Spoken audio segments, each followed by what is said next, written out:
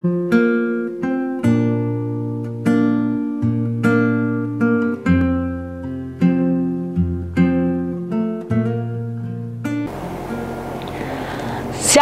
selamat sore.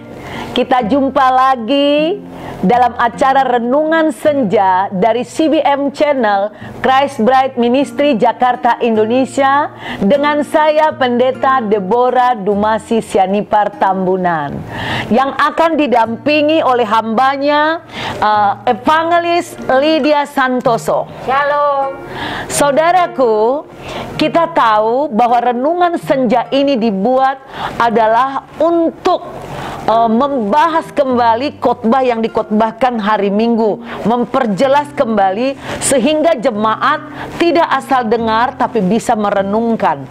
Nah, oleh karena itu saudaraku, saya akan bertanya kepada Ibu Lydia, karena Ibu Lydia kemarin mengatakan gini, bahwa kita harus berjaga-jaga. Dosa itu tidak, kejatuhan orang ke dalam dosa bukan datang dalam semalam, katanya. Nah, tahu saudaraku, apabila kita berbuat dosa, dosa itu bisa berdampak bagi kehidupan kita pribadi yang melakukan, bagi kehidupan anak-anak kita, anak cucu kita, atau generasi-generasi berikut. Bahkan orang di sekitar kita bisa mengalami dampak dari dosa yang kita buat. Contohnya yang disampaikan Ibu Lydia kemarin adalah tentang Daud dan Batsheba. Bagaimana perbuatan sumbang yang mereka lakukan bisa mengakibatkan banyak masalah. Nah, saya mau tanya Ibu Lydia. Nah, Ibu mengatakan salah satu contoh adalah tentang Daud dan Batsheba, bahwa Daud itu waktu itu kan masa perang ya Bu. Yoab dan semua anak buahnya perang, sementara dia lagi cuti di rumah. Nah, saat dia cuti di rumah itulah Alkitab mengatakan sekali peristiwa pada waktu petang, ya, Daud bangun dari tempat pembaringannya, lalu berjalan-jalan dan di atas sotoh istana. Lalu dia lihat di luar ada tempat mandi, ada seorang wanita. Alkitab katakan sangat elok parasnya, rupanya. Nah, apa yang membuat Daud jatuh dalam dosa? Seperti apa posisi hati Daud waktu itu, Ibu, sehingga dia bisa mengalami dosa yang luar biasa? Seperti yang tertulis di Alkitab itu, bahwa dari awal posisi hati Daud, dia melihat wanita itu sangat elok parasnya. Nah, lalu dia itu apa? Terpikat dan membayang-bayangkan terus. Nah, itu sebenarnya dia melihat sesuatu yang indah, cantik, yang indah itu bukan masalah ya. Nggak dosa ya Bu ya. Nah, pemirsa semuanya, melihat yang cantik, melihat yang indah itu bukan dosa. Kalau ibu-ibu, anak gadis ngelihat cowok yang ganteng, itu juga nggak dosa. Tapi kalau saudara hayalin, saudara pikir-pikirkan, lama-lama nafsu birahi timbul. Nah, apalagi Batsheba ini siapa Bu? Batsheba itu sesungguhnya dia sudah suami. Itu dia. Kadang kita nggak tahu loh, penampakan seseorang zaman sekarang ini saru. Kita pikir gadis, tahu-tahu anaknya udah bererot. Kita pikir masih pemuda single, tahu-tahu mungkin juga istrinya udah 2-3. Hati-hati saudaraku ya. Jadi orang Kristen itu ada hukumnya, membuat langkah kita lurus. Kemarin Ibu Lydia mengatakan kalau hati kita lurus, gimana Bu? Kalau hati kita tuh awal posisinya dari dalam setiap kasus itu sudah lurus, itu sudah benar, itu sudah takut akan Tuhan, maka kemungkinan untuk jatuh ke dalam dosa itu kecil. Betul. Saudaraku, saya di dalam setiap membimbing pranikah, saya selalu katakan, begitu kau menikah, tetapkan di dalam hati dan pikiranmu bahwa apapun nanti yang terjadi dalam rumah tanggamu, bahwa engkau harus menghormati pasanganmu.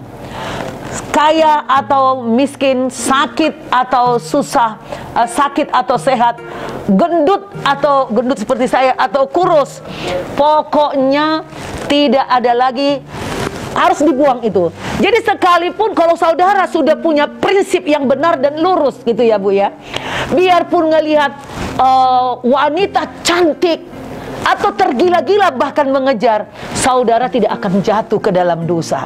Tetapi jika saudara tidak memiliki suatu prinsip yang lurus tadi, maka iblis mudah membuahinya sehingga jatuh seperti Daud. Daud seorang nabi, Daud seorang yang mencintai Tuhan.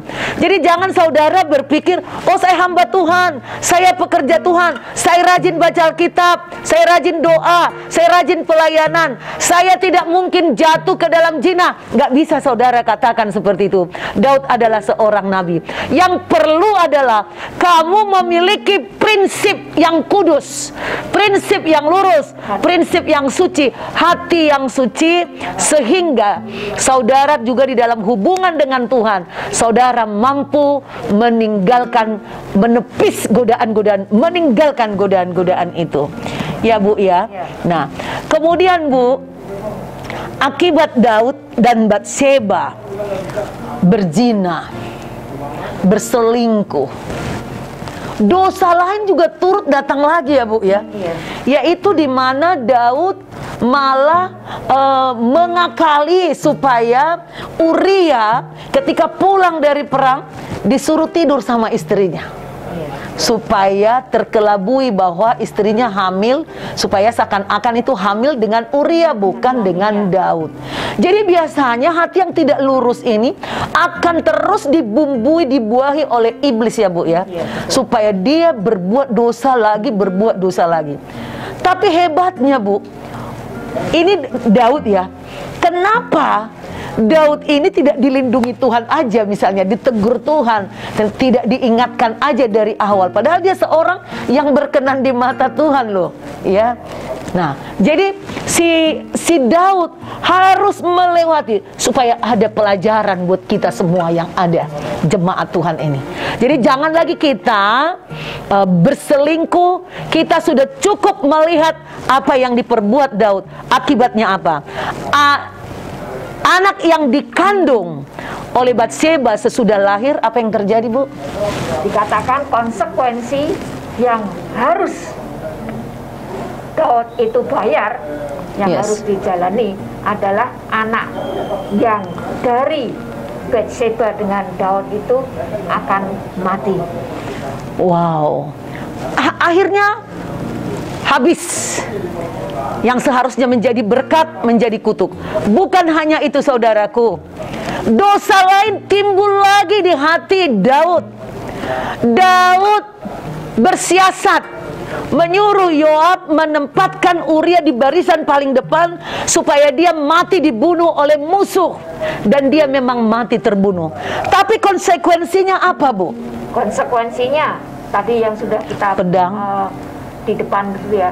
Ada keturunannya itu berdampak bukan hanya pada diri Daud saja ke depannya ya. Dikatakan bahwa pedang tidak akan menyingkir dari keturunanmu sampai selama-lamanya. Itu dia. Sekalipun Daud seorang yang berkenan di hadapan Tuhan, tapi dia harus bertanggung jawab atas apa yang diperbuat. Bahkan anak cucunya mengalami saling pedang setelah selesainya Daud, saudaraku, akhirnya kerajaan itu pun kemudian di generasi ketiga, di cucunya Rehabeam, terpecah kemudian, saudaraku. Bukan hanya itu, istri-istrinya juga, saudaraku, banyak yang digagahi oleh bahkan anak sendiri. Nah, jadi jangan, saudara, peringatan, seorang suami jangan tergila-gila dengan istri tetangga, istri orang lain di kantor atau dimanapun. Cintailah istrimu apa adanya, hanya dia yang benar menjadi milikmu. Seorang istri juga jangan menghayalkan suami yang baik seperti ini, seperti itu, lalu saudara mengidam-idamkan suami orang lain. Bersyukurlah, bersukacitalah dengan pasanganmu yang ada. Karena dosa akan mengintip engkau, itu sebabnya dikatakan berawas-awaslah. Saudaraku, saya percaya, mungkin masih ada ibu mau tambahkan? Oke. Nah, saudaraku, firman Tuhan ini, saya tahu zaman dulu orang Kristen sangat-sangat bangga mengatakan, oh di agama kami tidak ada perselingkuhan, perzinahan dan perceraian. Tapi akhir-akhir ini, saudaraku, banyak orang Kristen sudah melakukan perzinahan, perselingkuhan, perceraian.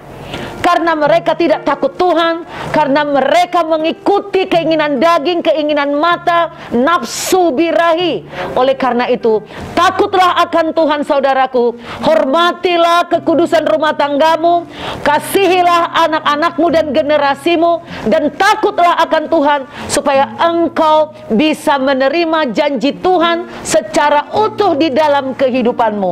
Tuhan benci perceraian, Tuhan jijik melihat perzinahan, saudaraku, persundalan. Marilah kembali hidup di dalam kekudusan.